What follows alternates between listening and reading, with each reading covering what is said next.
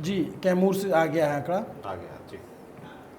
पिछली बार कैमूर में 3 सीटें जीती थी आरजेडी ने, 1 सीट 189 वोट से जीते थे, बाकी 2 अच्छे अंतर से जीते थे, और 1 सीट जो है बसपा ने जीती थी। इस बार क्या होगा, ये 3 आरजेडी 1 बीएसपी, 1 बीएसपी, मतलब यहाँ पे भाजपा का खाता नहीं खुला था, भाजपा का ठंडन गोपाल हो गया था मामला। लेकिन इस जिले में क्या है डेटा, जरा इस स्क्रीन पे बता बार स्क्रीन पे डेटा आ जाएगा। कैमूर में 4 सीटें हैं जहां पर पिछली बार एनडीए का खाता नहीं खुला था, मगर इस बार खाता खुल रहा है और बराबरी से खुल रहा है। महागठबंधन के हिस्से में 2 सीटें जा सकती हैं और एनडीए के हिस्से में भी 2 सीटें जा सकती हैं। 38.58% वोट महागठबंधन को मिल सकता है और 36.32% वोट एनडीए को मिल सकता है। जन स्वराज को यहाँ पर 14.55% वोट मिल सकता है, यानी कि औरों के मुकाबले फिलहाल जो हम देख रहे थे यहाँ पर करीब 15% वोट जन स्वराज पार्टी को मिल सकता है और अन्य के खाते में 10.56% वोट यहाँ पर मिल सकता है। तो कैमूर का ये फिलहाल हाल है। तो 4 सीटें उसके बारे में अभिनव बताएंगे, बताइए अभिनव। कैमूर ज़िले की जो 4 सीटें हैं, पिछली बार आप देखेंगे तो यहाँ पे बीजेपी का जो है, बीजेपी के हत्थे कुछ नहीं आया था, लेकिन 203 नंबर विधानसभा रामगढ़ जो है वो अजीत सिंह आरजेडी के वो चुनाव हार सकते हैं बीजेपी के अशोक कुमार सिंह के साथ। मोहनिया जो है वो रवि पासवान निर्दलीय यहाँ पे ज़्यादा आगे चल रहे थे, ऐसा बताया जा रहा था, उनका भी अच्छा खासा चुनाव था, यहाँ पे मुकाबला उन्हीं से था बीजेपी का। यहाँ पर देखिए हमारे पास जो है डाटा में वो दिख रहा है कि नाम अगर कोई निर्दलीय आगे चल रहा है तो उसका भी नाम है यहाँ पे। ये राम जी की टीम ने ठीक काम किया क्योंकि हम उस इलाके में घूमे हैं तो ये दिख रहा था। तो रवि पासवान के मुकाबले संगीता कुमारी बीजेपी से जीत सकती हैं। भभुआ की सीट जो उत्तर प्रदेश की पड़ोसी सीट है वहाँ से आरजेडी जीत सकती है। और चैनपुर जहाँ से वीआईपी और आरजेडी दोनों के प्रत्याशी चुनाव लड़े, जेडीयू के मोहम्मद जामा खान के मुकाबले ये सीट जीत सकती है, लेकिन भभुआ की सीट जो है वो फंसी हुई है, वही 1-2% का मार्जिन यहाँ पे भी है। अगली सीट की तरफ बढ़ लेते हैं हम, और अब टैली, एक बार टैली पे नज़र डाल लेते हैं और फिर मैं थोड़ा सा दोहरा देता हूँ क्या डेटा है। बिल्कुल, टैली की बात करें तो अब तक 206 सीटों का ट्रेंड हम बता चुके हैं और एनडीए के खाते में 110 सीटें अब तक आ चुकी हैं। महागठबंधन 93 का आंकड़ा छू चुका है और अन्य के खाते में 3 सीटें। और अगर पार्टी टैली की बात करूं तो बीजेपी के खाते में 85 सीटें आ चुकी हैं। जेडीयू अभी तक 25 का आंकड़ा वो पार नहीं कर सका, 22 सीटों पर सीमित है।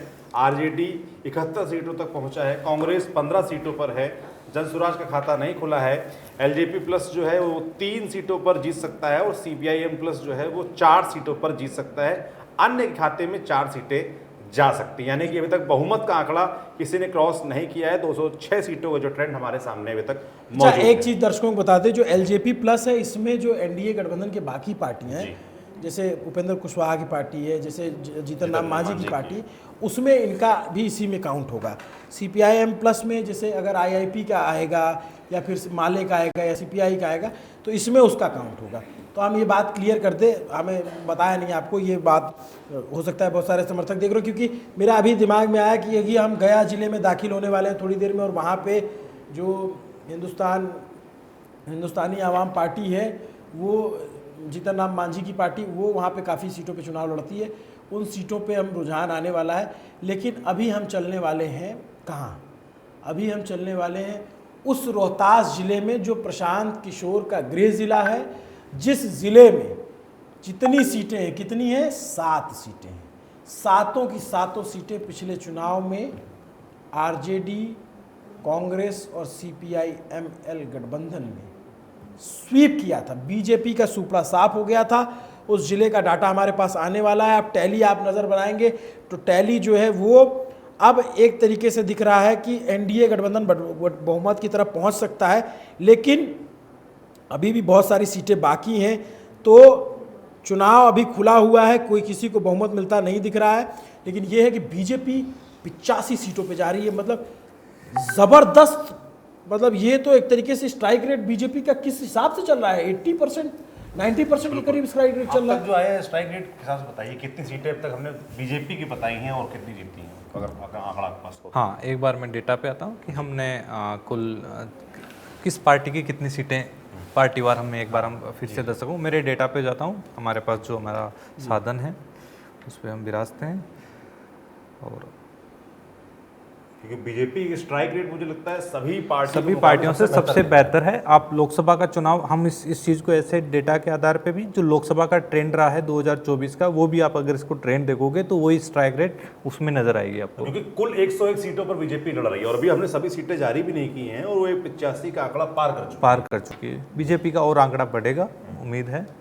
और ये कहीं ना कहीं आप इसको और आरजेडी का निश्चित रूप से सारे मेन अब जो आरजेडी की सीटें हैं वो आने वाली है, जहां आरजेडी का गढ़ है जो कहते हैं। एक ने कमेंट किया, एक चैनल का नाम लिख कर कि